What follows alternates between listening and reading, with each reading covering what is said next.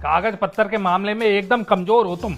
हाँ हाँ पता है, अब ज्यादा बाहर वालों के सामने सुनाने की जरूरत नहीं है। मैडम कौन से सन में की थी 10वीं आपने? बहुत टाइम हो गया। अरे साल बताओ, साल कौन सा था?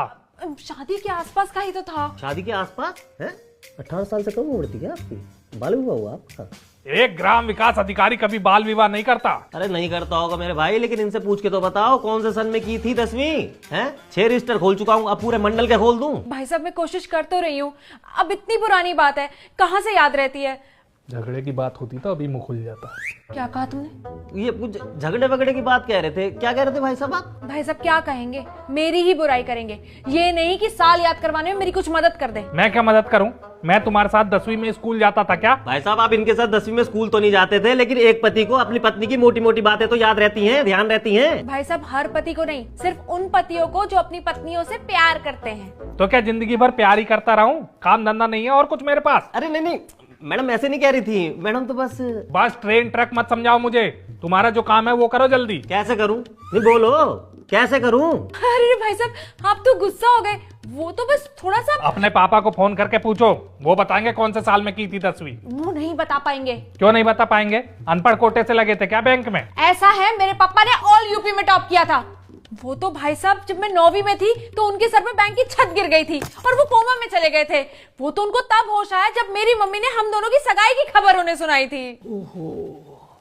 तो मम्मी जी से पूछ लीजिए। वो अंगूठा छाप है, उन्हें सिर्फ हरे हरे नोट गिनना आता है बस। कुछ भी मत बोलो। आपके आस पड़ोस के तो बच्चे जाते होंगे स्कूल आपके साथ? अरे भाई साहब आस पड़ोस में किसी को पढ़ने का शौक ही नहीं था, सिवाय मेरे।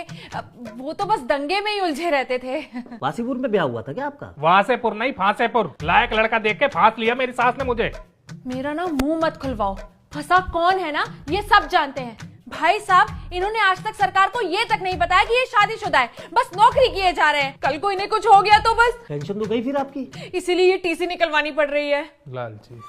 क्या कहा तुमने? ये कुछ लालची वालची सा कुछ बोल रहे थे, क्या बोल रहे थे भाई साहब आप? हाँ हाँ हूँ मैं लालची, तभी तो 30 सालों से तुम्हारे साथ सिर फोड़ रही हूँ। 30 साल हो गए शादी को? तो इसमें कौन सी बड़ी बात है? नहीं मैडम को देख के लगता नहीं कि मैडम की शादी को 30 साल हो गए हैं।